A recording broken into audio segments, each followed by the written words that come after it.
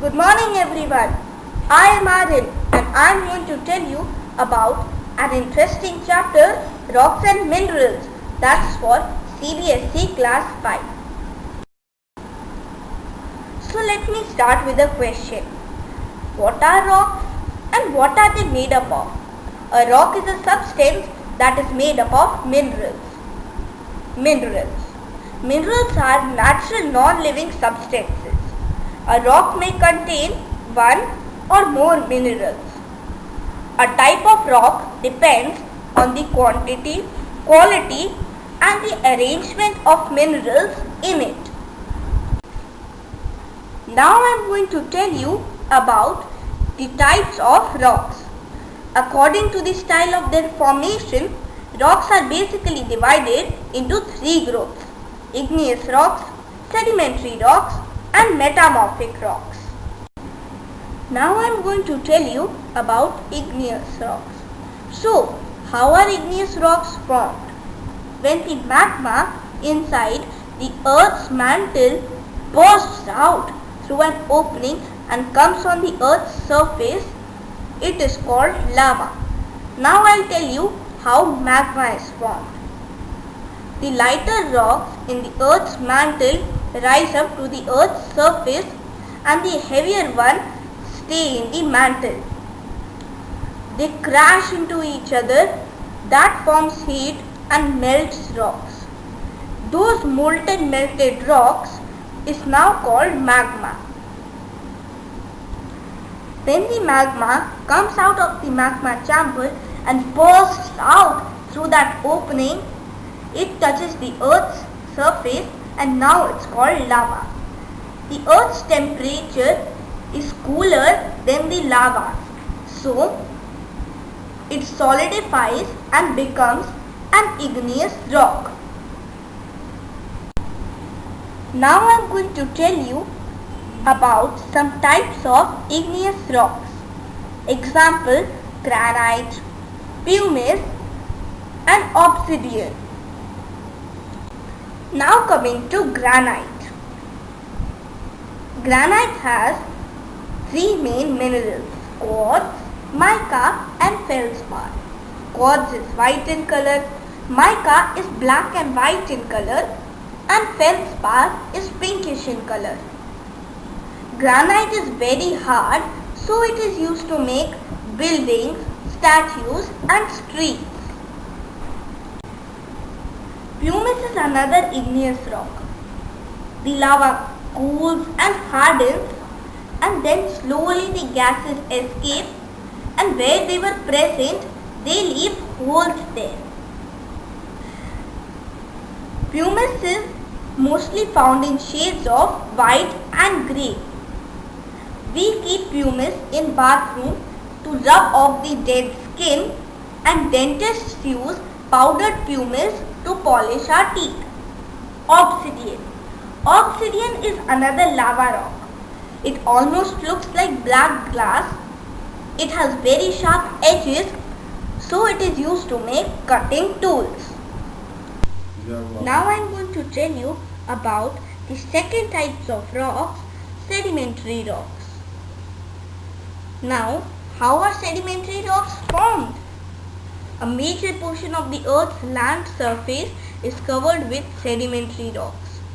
These are formed by pebbles, sand, mud, clay that are deposited in the oceans taken by flowing water.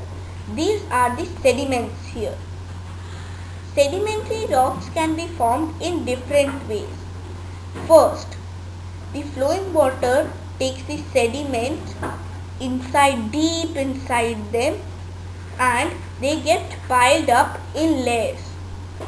They are cemented by minerals and the pressure presses them, and that is how they are made inside water bodies. Second, the flowing water brings these sediments to the shore. They get piled up in layers, they are cemented by minerals and the pressure presses them, and that is how they are formed on the shore. Certain kinds of sedimentary rocks are formed by the shell of tiny sea creatures. Others are formed by dissolved minerals.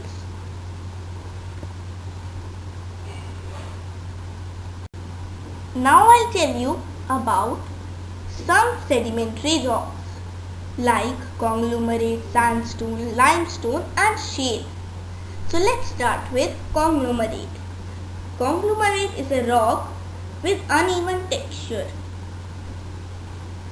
It is formed from pebbles and gravel cemented together by sand carried by water. Conglomerate is mostly found in colors of grey and orange. It is used as an ornamental rock and used for polishing ornaments. Sandstone. Sandstone is a commonly found sedimentary rock. It is made up of particles of sand that get cemented together. It mostly contains grains of quartz. Sandstone may be yellow, brown, red or pink colored. The Red Fort that is in New Delhi, India is made up of red sandstone. Limestone. Limestone is made up of a mineral called calcite, which was once a part of animal shell. It is mostly found in shades of grey and white. Chalk is a good example for limestone. Limestone is used for making bricks and glass and mostly used to separate metals from their ores. Example, separating iron from iron ore. Shale. Shale is mostly made up of clay and mud particles that are piled up in layers. Because of its clay content, it is used to make bricks and tiles. The study of sedimentary rocks has helped scientists a lot in finding fossils. Fossils are the traces of ancient plants and animals. So this is how scientists came to know about life on Earth, and this is how we came to know about dinosaurs. Now I am going to tell you about the third and the final type of rocks, metamorphic rocks. Now I'll start with a quick question. How are metamorphic rocks formed? Metamorphic rock is the result of the transformation of an existing rock in a process called metamorphism, which is a fancy way of saying a big change. Metamorphic rock was once an igneous or a sedimentary rock. Now I'll tell you about some examples of metamorphic rocks like gneiss, quartzite, slate and marble. So let's start with gneiss. Gneiss is a metamorphic rock. It is formed by the melted and hardened granite. As you can see here, it has light and dark patches. Slate. Slate is a metamorphic rock which is made by the melted and hardened shale. It breaks into thin layers. It is used to make slates and blackboards. Now coming to quartzite. Quartzite once was a sandstone. Quartzite is too very hard to be used as a building stone, but it is used for making statues now. Marble. Now coming to marble. Marble is a very commonly used metamorphic rock. It is found in many shades. White, it's very common. And the Taj Mahal that is in Agra, situated in India, is really beautiful that is made up of white marble. You are right. It's really beautiful. Polished marble gleams so much in the sunlight. That is why people make statues and buildings of it. Now I am going to tell you about minerals. Those minerals which form rocks. As you can see here, I have given some examples of minerals like coal, petroleum and pyrite. Now coming to minerals. Minerals are underground natural resources which form rocks. They are of two types, non-metallic minerals and metallic minerals. Now coming to metallic minerals. These minerals can be very useful to us. They are also called ores, such as bauxite, calamine, pyrite and hematite. We get aluminium from bauxite, zinc from calamine, copper from pyrite and iron from hematite. Some precious metals like gold, silver and platinum are used to make jewelry. Now coming to the second and the final type of minerals, non-metallic minerals. Coal and petroleum are very valuable and very useful resources. They contribute greatly to our total energy supply system.